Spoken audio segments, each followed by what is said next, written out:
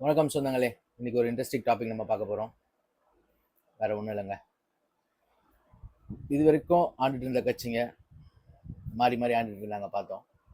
அவங்க இல்லாமல் ஒரு புது கட்சி புதுசாக ஜெயிச்சிருக்கு, டிவிகேன்ற பார்ட்டி. அது வந்து ஒரு பர்த் வந்து ஒரு 2.5 வருஷம் தான் வச்சுக்கலாமே. 55-60 கட்சிகளை வந்து காலி பண்ணிட்டாங்க. அந்த வெற்றிக்கு வந்து ஒரு காரணம் ஒன்று சொல்றாங்க, இப்போ புதுசாக சொல்றாங்க. என்னன்னா, அது வெற்றிக்கு வந்து மக்கள் ஓட்டு போட்டு அவங்க ஜெயிச்சாங்கன்றது வந்து அந்த ஆப்போசிஷன் பார்ட்டிக்கே தெரியும். ஆனா அவங்க ஒரு புது கருத்து என்ன சொல்றாங்கன்னா, இந்த வெற்றிக்கு காரணம் வந்து மக்களோட ஓட்டு இல்லை, மக்களை வந்து இந்த இன்ஸ்டாகிராம் மூலியமாவும் இந்த ஃபேஸ்புக் இந்த மாதிரியான சமூக வலைதளம் மூலமா மக்களை ஏமாத்தி ஓட்டு வாங்கிட்டாங்கன்ற மாதிரி ஒரு கருத்து நம்ம பார்த்துட்டு இருக்கோம். தோத்தவங்க பேசுவாங்க, தோத்தவங்க இப்படிதான் பேசுவாங்கன்னு வச்சுப்போமே, ஓகேங்களா? அதுக்கு என்ன சொல்ல வராங்கன்னா, மெயினா இப்போ ஒரு புதுசா ஒன்று சொல்லியிருக்காங்க, ரூட்ஸ் மீடியான்னு சொல்லிட்டு ஜெகதீஷ் பழனிசாமின்றவர். ஆக்சுவலா அவர் யாருன்னா, விஜய்க்கு வந்து பிஏவா இருக்கிறவர். அது வந்து ஜெகதீஷ் பழனிசாமின்றவரோட ஒரு நெட்வொர்க் அது. அந்த ஒரு மீடியாவோட யூஸ்ஃபுல்ல தான் இவங்க வந்து, அதாவது டிவிக்கே வந்து ஓட்டு வாங்கி ஜெயிச்சாங்கன்றது வந்து ஒரு கருத்தா சொல்லிட்டு இருக்காங்க. நம்ம 2021 எலெக்ஷன்ல யார் யார் இவங்க வச்சு கருத்து பண்ணாங்கன்றது, அதாவது இன்ஃப்ளூயன்ஸ் பண்ணாங்கன்றது நம்மளுக்கு தெரியும். பொலிட்டிக்கலா நம்ம ஃபாலோ பண்றதுனால நிறைய பேருக்கு தெரிய வராது. இவங்க யார் யார் யூஸ் பண்ணாங்க, இவங்க கிட்ட எத்தனை மீடியாஸ் இருந்தது, இவங்களோட பெண் நிறுவனத்தோட என்ன பெரிய வேலை பின்னாடி இருந்ததுன்றது எல்லாமே நம்ம பார்த்தோம். இவங்க 2021 பண்ணாத வேலை இல்லைன்னு சொல்லிட்டு எல்லாருக்குமே தெரியும். இவங்க ஜெயிச்சும் போது அந்த விஷயத்த மறந்துட்டாங்க, அதாவது அதை பத்தி பேசல. அவங்க என்ன சொல்ல வராங்கன்னா, இந்த ஒரு, அதாவது இந்த மாதிரி இதுக்கு வந்துருவோம், இந்த ரூட்ஸ் மீடியா தான் மெயின் காரணம்னு சொல்றாங்க. இது மாதிரி பண்ண முடியுமா? ஓகேங்களா? இதை நம்ம பார்க்கும்போது வந்து 1928 அந்த காலகட்டத்துக்கு போயிடலாம். அப்போ வந்து சேகுவாரா தெரியும், எல்லாருக்கும் கேள்விப்பட்டிருக்கு. கம்யூனிஸ்டோட முக்கியமான ஒரு லீடர் சேகுவாரான்னுவாங்க. கியூபன், அவங்க வந்து கியூபன். அந்த ஷேகுவாராவை வந்து ஒரு எப்படி சொல்றது, ஒரு ரிபெல்லியன். அவங்கள வந்து ஒரு போராட்ட களத்துல இருக்கிறவங்கள மக்கள் மனசுல கொண்டு போனது வந்து ஒரு ஒரு ஹீரோயிசமா, ஒரு ஒரு சினிமாட்டிக்கா கொண்டு போயிருக்காங்க. அது எப்படின்னா, இந்த காலத்துல வந்து இன்ஸ்டாகிராம், ஃபேஸ்புக், அந்த காலத்துல வந்து வெறும் பிரஸ், பிரிண்டிங் பிரஸ். அதோட போட்டோகிராஃபர் ஒருத்தர் ஆல்பர்டோ கொராடோ. அவர் வந்து ஆக்சுவலா ஒரு கியூபன். அவங்களோட நேம் அப்படிதான் இருக்குன்னு வச்சுங்களேன்.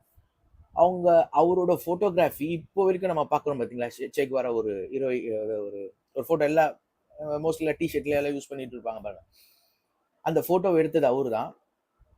ஆக்சுவலாக அவர் தான் சேகுவாராவை பெருசாக்குனாரெலாம் இல்லை. சேகுவாரா அப்போதுலேருந்து இருக்காரு. ஒரு 1959 வந்து போய் சேர்றாரு. அதாவது சேகுவாராவோட இதுவை போய் பிடிச்சிட்டு அவங்க போய் சேர்றாரு.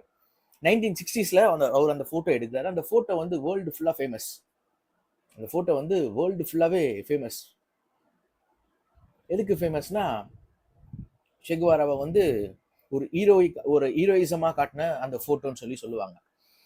அப்போ அந்த ஃபோட்டோ தான் அவரை வந்து பெரிய ஆள் ஆக்கிச்சாங்களா? அப்படிலாம் இல்லை. இது எதுக்கு நான் சொல்ல வரேன்னா, அதாவது இப்போதைக்கு இன்ஸ்டாகிராம், ஃபேஸ்புக்கை பற்றி நம்ம பேசுகிறோம். ஆனால் முற்காலத்தில் வந்து பிரிண்டிங், அதாவது பிரிண்டிங் ப்ரெஸ் தான் மெயின்.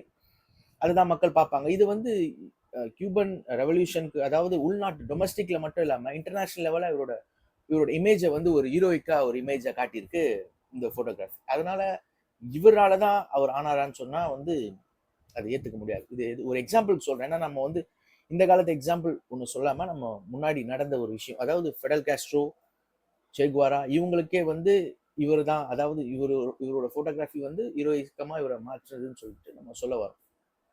ஒரு பழமொழி சொல்லுவாங்க தமிழ்ல, சுவர் இருந்தாதான் சித்திரம் வரைய முடியும்னு சொல்லிட்டு. சுவர்னு ஒன்று வேணும். சுவர்ன்றது தான் சேகுவாரா. இங்க சுவர்ன்றது தான் விஜய். விஜய் வந்து டைனாமிக்கா மாறிட்டு வராருன்றது தான் உண்மை. டைனாமிக்கு நம்ம மக்கள் ஆன்டி இன்கம்பன்சின்னு சொல்லிட்டு டிஎம்கே மேல ஒரு 5 வருஷமா ஒரு பெரிய ஒரு ராட்சசன் இருந்தான். அந்த ராட்சசனும் ஒரு ஒரு டைனாமிக் ஃபேஸும், இது ரெண்டும் தான் திமுக தூக்குறதுக்கு மெயின் காரணம். அது இல்லாமல் இன்னொரு டாபிக் என்னன்னா, கிரவுண்ட் லெவல்ல டிஎம்கே அடிக்கிறது ரொம்ப கஷ்டம்.